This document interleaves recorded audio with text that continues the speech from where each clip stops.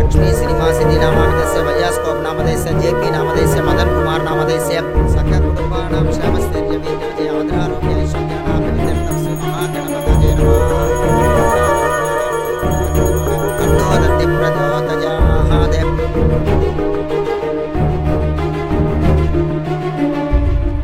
நம்ம கிட்ட ஒரு வார்த்தை கூட சொல்லாம மொத்த கதையும் தூக்கி கொடுத்தது தப்புடா. விட்றா, நண்பே வந்து கேட்டதுனால யோசிக்காம கொடுத்துட்டாப்ல. ஒன்னா பிறந்த அண்ணன் தம்பியே சினிமாவில் ஒருத்தரை நம்புறதில்ல. தன்னை யாருன்னே தெரியாத ஒருத்தருக்காக இந்த அளவுக்கு விட்டு கொடுக்குறது எனக்கு சரியா பல்லடா. பரவாயில்ல விடு, படத்தில் கதைன்னு பிரதர் பேரை போட்டாலே போதும். அடுத்து அவர் டைரக்ஷன் பண்ணுறதுக்கு இது மூலம் ஒரு வாய்ப்பு அமையலாம்ல. ஆனால் உங்கள் கையால் கொடுங்க.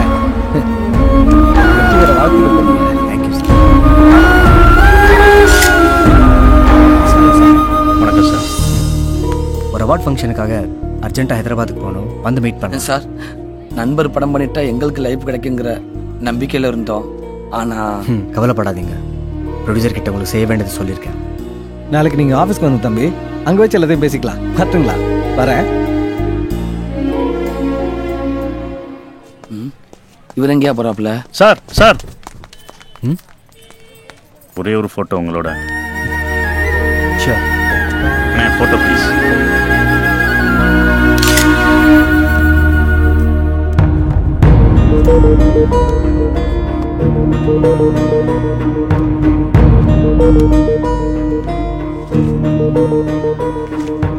பணத்தை எண்ணி பார்த்துட்டே கையெழுத்து போடுங்க. பணத்துக்கு முக்கியத்துவம் கொடுக்குற ஆள் நான் இல்லை சார். சே அப்படி இல்லை சார். சினிமாங்கிறது பல கோடி ரூபா சம்மந்தப்பட்ட விஷயம். இங்கே நிறைய விஷயங்கள் பேப்பர்ஸ் இல்லாமல் பண்ணாலும் சில விஷயங்கள் லீகலாக தான் பண்ண வேண்டியதாக இருக்குது. அதுக்கு தான் இந்த அக்ரிமெண்ட். அதான் சாரே சொல்லிட்டார்ல, அப்புறம் என்ன பார்த்துட்டா போகுது.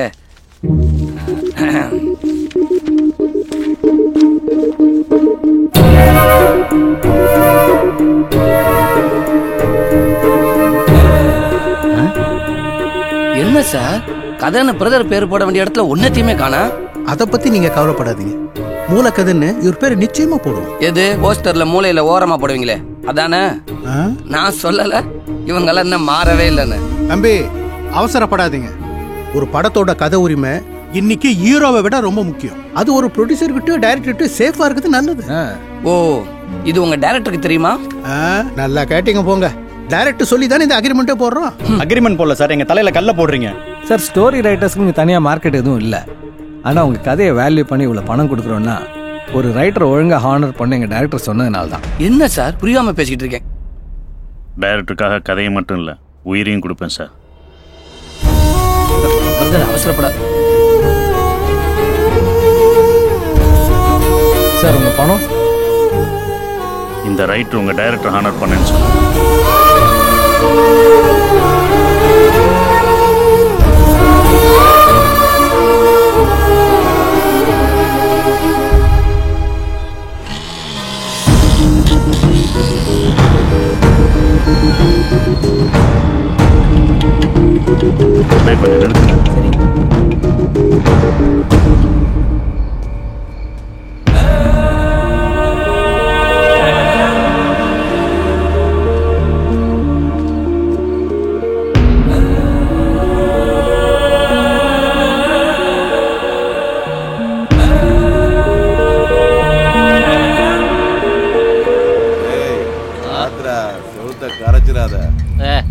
வேலையை பாடுறா செமையா இருக்கிறா. சரியான சரக்குடா, சரியான தேட்டர்.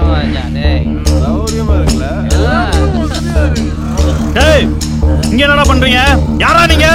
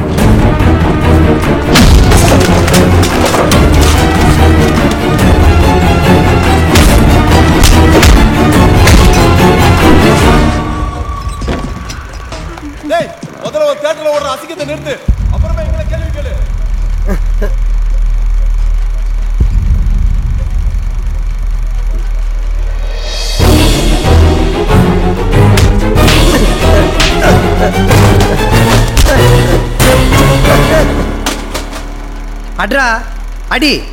ஏன் நிறுத்திட்ட?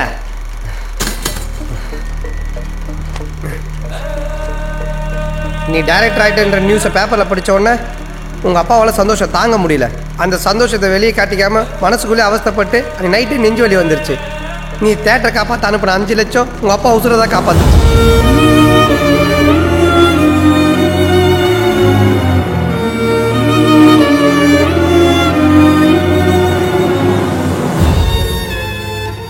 அதுக்காக நான் கோயில் மாதிரி வச்சிருந்த தேட்டர் இப்படி அசிங்கப்படுத்திட்டீங்களடா.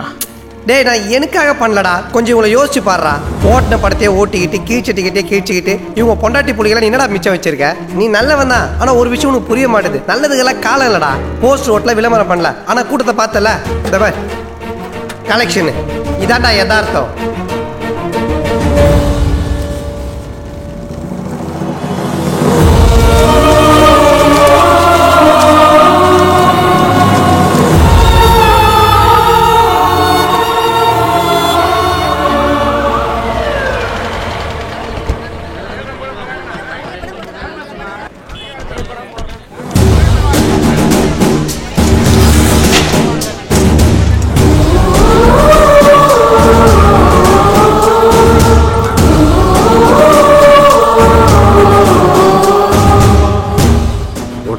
ஓட்டுறது ஒன்று, தேட்டர் கூட்டுறது ஒன்று தான்.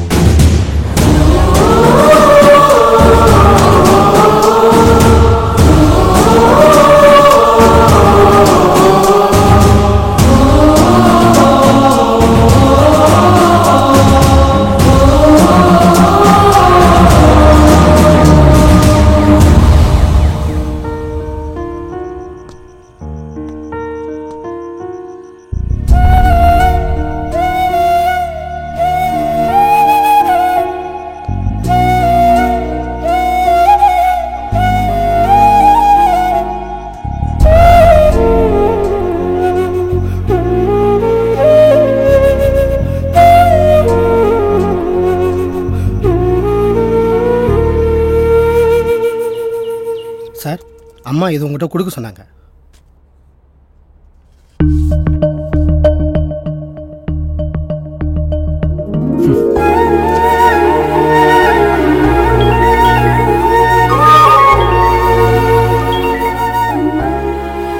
என்னம்மா? பொண்ணு போட்டோ அனுப்பிச்சேன், பாத்தியா? பார்த்தேன்.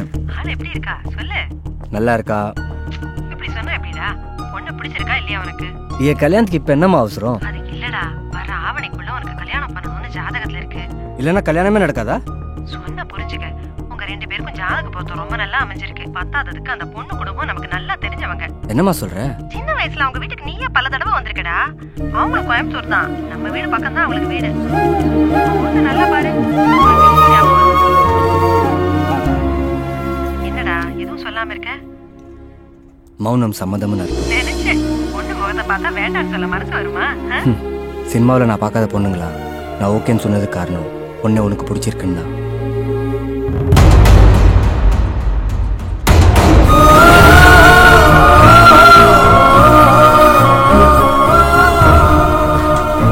ஏய், என்னடா அநியாயமா இருக்கு?